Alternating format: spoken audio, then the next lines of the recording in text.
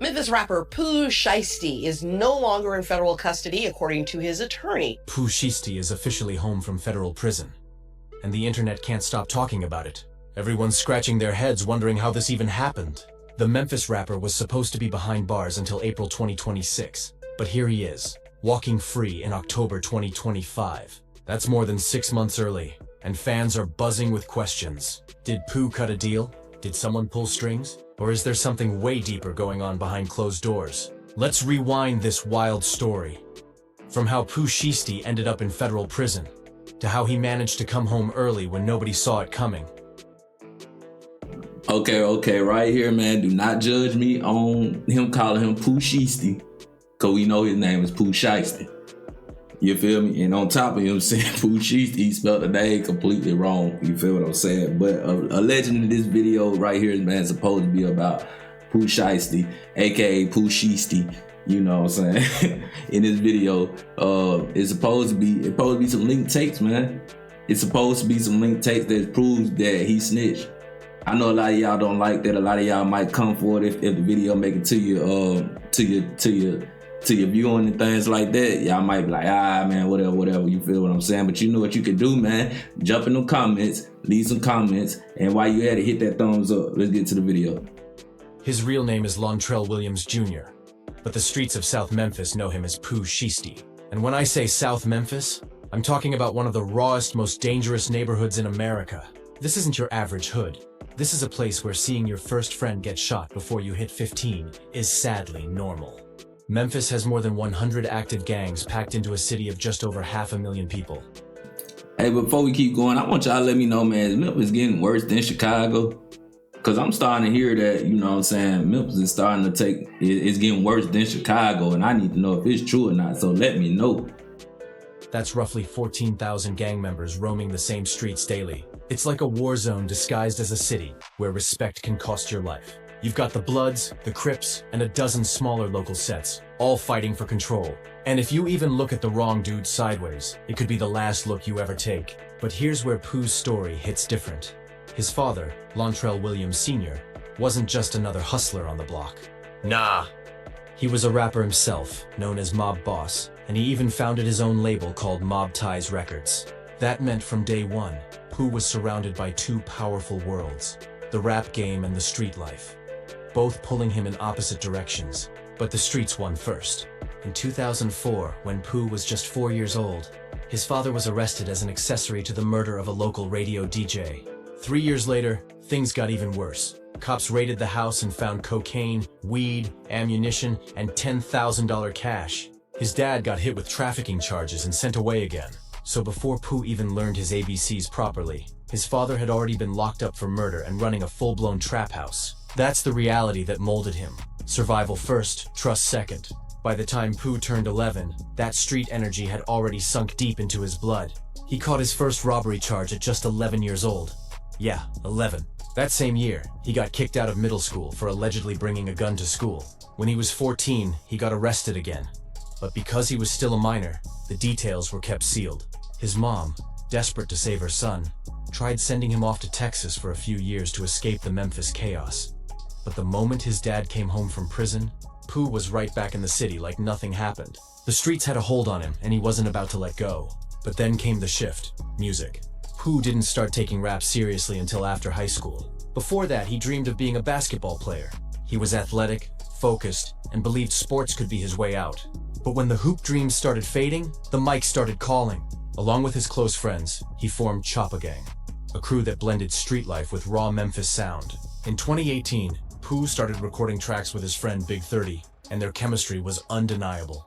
But everything exploded in 2019 with the release of Hell Night featuring Big 30. That video went crazy. Fans could feel the authenticity. This wasn't some studio-made gangster. This was the real deal. Pooh didn't just rap about the streets, he was the streets. That's when the game changed completely. Gucci Mane himself slid into Pooh's DMs on Instagram. Imagine that. A trap legend reaching out to a South Memphis kid who came from a world of bullets, raids, and survival. It was the kind of cosign that could transform a hustler into a star overnight. And from that moment, Pooh Shiesty wasn't just another rapper on the rise. He became the new face of Memphis grit and Southern dominance. But as we'll soon see, fame doesn't erase your past. It just brings it back louder. This was the moment everything lined up perfectly for Pooh Shiesty. In Memphis, every upcoming rapper had to pick a side. Either you rocked with Young Dolph's Paper Route empire, or you pledged allegiance to Yo Gotti's CMG. That street rivalry ran deep, and choosing wrong could literally end your...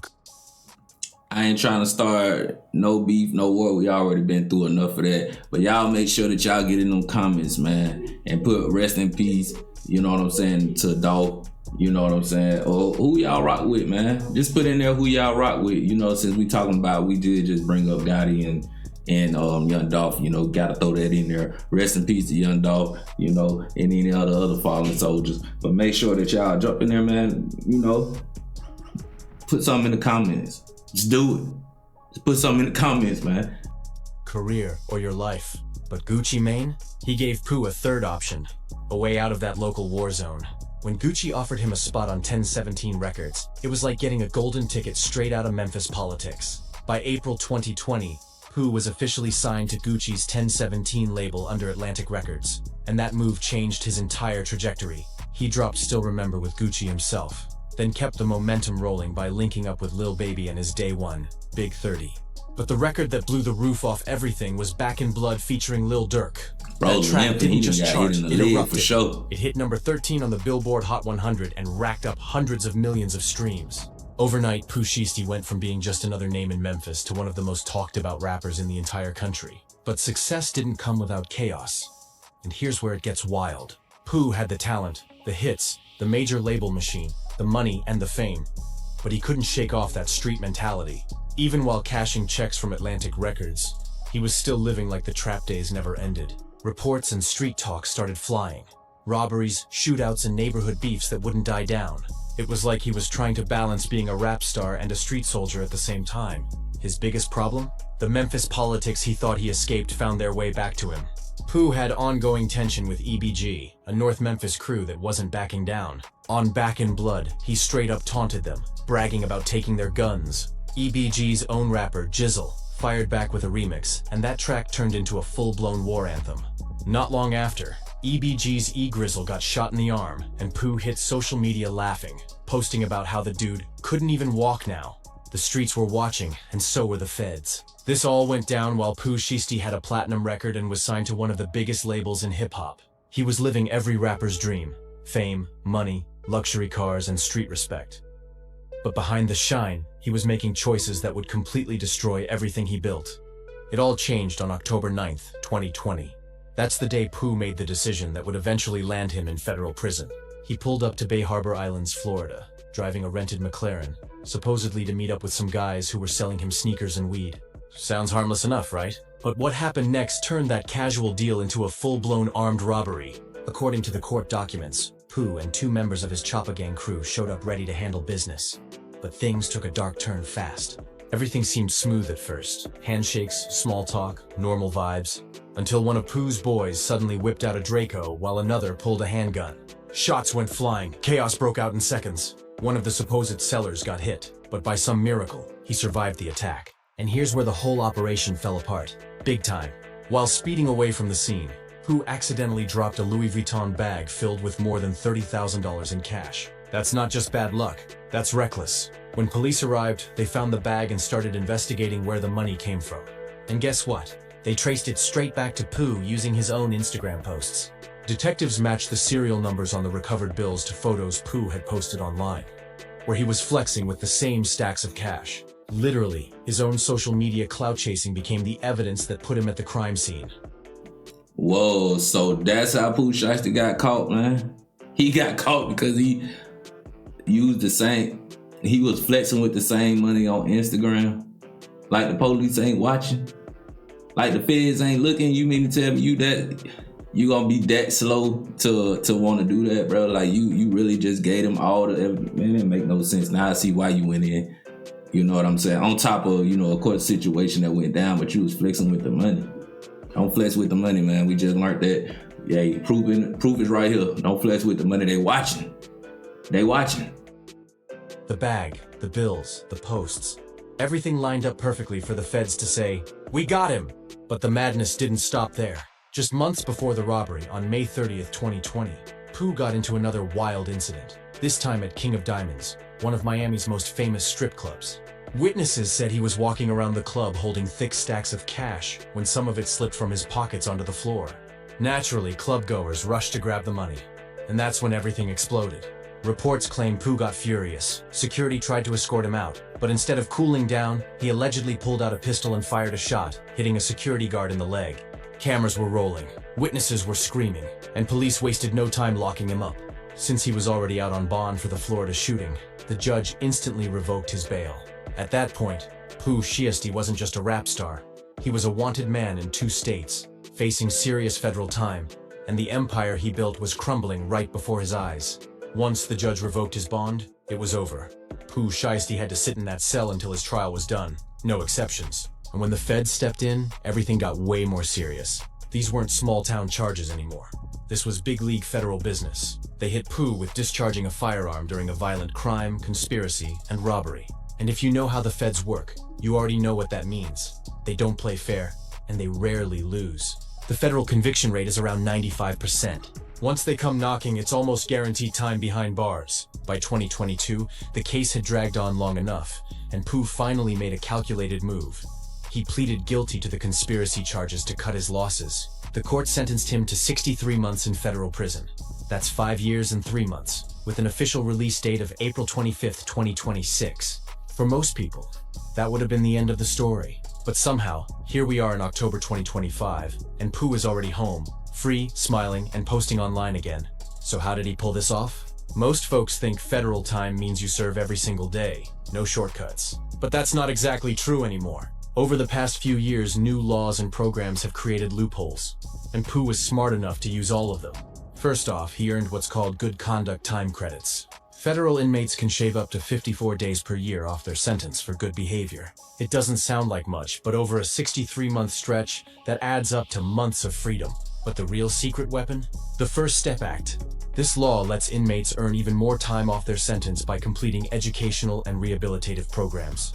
Things like job training, anger management, or GED classes. Pooh apparently jumped on every opportunity that came his way. According to Bureau of Prisons policy, inmates who show progress can also be moved to a residential re-entry center, better known as a halfway house, for the last part of their sentence. It still counts as custody, but you get way more freedom. Access to family, the ability to work, and a softer transition back into normal life. That's exactly what happened to Pooh in March 2025.